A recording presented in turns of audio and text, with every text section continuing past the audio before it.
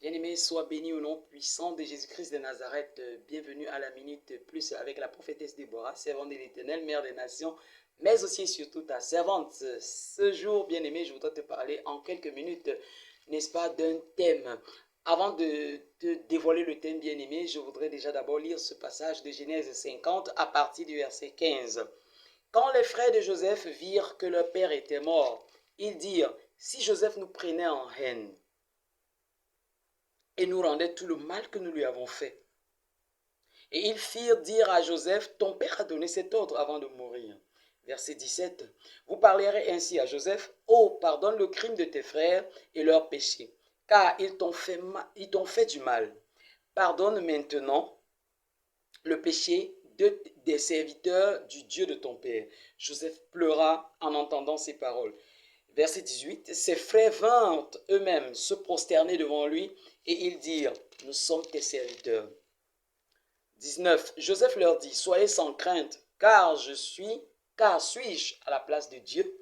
Verset 20, vous aviez médité de me faire du mal, Dieu l'a changé en bien pour accomplir ce qui arrive aujourd'hui, pour sauver la vie à un peuple nombreux. Amen. Bien-aimé, le thème sur lequel je vais t'entretenir dans la minute plus, c'est celui-ci. Un mal pour un bien. Un mal pour un bien. Pourquoi, bien-aimé? En fait, le Seigneur veut s'adresser à une personne qui passe par des épreuves. On a eu à te faire des choses, que ce soit dans le cadre professionnel, que ce soit dans le cadre de ta famille, que ce soit dans le cadre du lieu où tu habites, que ce soit, donc voilà, on a voulu te faire du mal, on t'a fait même du mal, on a prémédité des choses, on t'a fait des choses bien aimées. Mais, je voudrais te dire, et ça va te surprendre, que tout ce que tu as vécu jusqu'ici, toi qui m'écoutes, toi qui regardes cette vidéo, toi qui m'écoutes, sache que tout ce que tu as vécu aujourd'hui, eh bien tu peux affirmer comme Joseph au verset 20 de Genèse 50. Vous aviez médité de me faire du mal, mais Dieu a changé, n'est-ce pas, cela en bien, afin d'accomplir ce qui arrive aujourd'hui, afin de sauver une nation nombreuse, bien-aimée. Le mal qui t'est arrivé, tout ce qu'on t'a fait de mal, c'était une épreuve par laquelle Dieu voulait que tu passes. Parce qu'en fait, il te menait quelque part. Imagine-toi un peu, si Joseph n'avait pas été haï par ses frères, jalousé par ses frères, détesté, vendu comme esclave, s'il n'avait pas été chez Potiphar, si Potiphar ne lui avait pas fait ce qu'il lui avait fait, et amené à ce que Joseph soit envoyé en prison. S'il n'avait pas été en prison, bien-aimé, où est-ce que Joseph aurait interprété le rêve de l'échanson et du panetier? Où est-ce qu'on aurait su que Joseph a des dons d'interpréter des rêves? Est-ce qu'on aurait fait appel à Joseph pour qu'il vienne interpréter le rêve de Pharaon? Non, bien-aimé. Tout ce par quoi tu es passé, toutes ces tortures, cette haine, ce rejet, cette non-compréhension, le fait de ne pas être écouté et ainsi de suite, tout ça, même les pièges, les pots de banane qu'on a jetés sur ton chemin, bien aimé, le Seigneur était en train de te forger, il était en train de te fortifier, il était en train de travailler le don qu'il a déposé en toi, il était en train de travailler, n'est-ce pas, de t'élever même dans le secret, afin que quand tu paraisses au milieu des gens bien-aimés, que tu frappes, que tu fasses des choses et que la gloire de Dieu se manifeste dans ta vie. Il fallait que Joseph passe par cette étape. Il fallait que ses frères le détestent. Il fallait qu'il passe par l'esclavage. Il fallait qu'il passe par la prison. Afin, en demeurant fidèle à Dieu, que le don qui était en lui, c'est-à-dire le don d'interprétation des rêves, le propulse maintenant à la principauté. C'est comme ça que Joseph est parti de la prison, parce qu'il n'a pas murmuré, bien-aimé. Toi, tu passes par des moments difficiles, tu murmures, tu hais les gens, tu ne pardonnes pas, ainsi de suite. Non, tu n'es pas en train d'accomplir. Regarde Joseph, il a dit, vous aviez médité de me faire du mal, mais Dieu a changé cela en bien, parce que c'était dans le plan de Dieu, bien-aimé. Il fallait qu'il passe par là.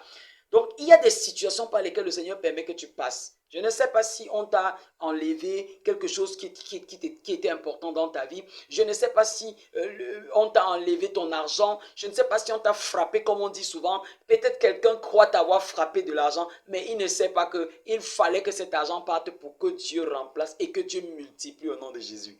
Peut-être tu as aidé une personne et cette personne n'est même pas reconnaissante, bien-aimée.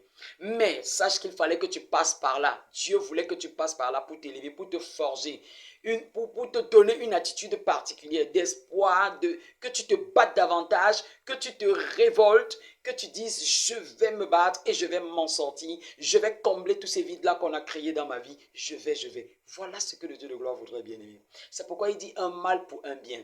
N'interprète pas toujours de prime abord ce par quoi tu passes comme étant mal. Il fallait que Daniel passe par la fosse au lion, bien aimé. Afin qu'on croie en son Dieu, il est passé par la fosse au lion. Les gens l'ont détesté, ils l'ont haï, les gens l'ont jalousé. Ses collègues, Daniel à Babylone, il est passé par la fosse au lion. Mais c'est en acceptant de passer par cette étape. Il n'a pas murmuré, il n'a pas insulté Dieu. Il n'a même pas riposté contre la décision du roi. Il est entré dans la fosse. Et c'est là où Dieu s'est manifesté puissamment. Et c'est à partir de là qu'on a encore eu davantage du respect pour Daniel. Parce qu'on a compris qu'il servait le seul, l'unique, le vrai Dieu. Bien aimé, je viens t'annoncer ce jour que tout ce par quoi tu es passé jusqu'ici, c'est pour la gloire de Dieu et c'est pour ta bénédiction, c'est pour ton élévation. Au nom de Jésus-Christ de Nazareth, quelle que soit la situation par laquelle tu passes, que ce soit le rejet, que ce soit l'escroquerie, tu as été victime d'escroquerie, tu as été victime de maltraitance et autres et tout. Sache que même la maison dans laquelle tu habites là, c'est toi qui fais tous les travaux, c'est toi qui fais ceci, c'est toi toujours qu'on envoie. Tu n'arrives même pas à te concentrer pour apprendre. Le Seigneur est en train de te forger. C'est toi qui vas au champ, c'est toi qui fais. Dieu est en train de te bâtir pour que demain tu saches tenir ton foyer, pour que demain tu saches faire des choses. Toi garçon, c'est toi qui fais toujours des travaux durs à la maison. C'est pour te préparer. Qui sait, là où le Seigneur permettra qu'on voit ta valeur. C'est ainsi qu'on a vu la valeur de Joseph, la capacité à interpréter des rêves, la capacité à dire des choses, n'est-ce pas, que personne d'autre ne pouvait dire. Dieu a déposé quelque chose en toi, tu as quelque chose de particulier. C'est pour ça que tu passes par ces étapes. C'est pour ça que tu es attaqué, c'est pour ça que tu es rejeté, c'est pour ça que tu es méprisé, et ainsi de suite. Bien aimé, c'est pour ton bien. Ce mal-là, c'est pour un bien dans ta vie, dans le futur. Donc sache que tu seras élevé. Sache qu'après ton épreuve, tu seras béni. Tu vas voyager. Tu vas te marier. Tu auras une vie paisible au nom de Jésus-Christ de Nazareth. Dis-moi un bon amen.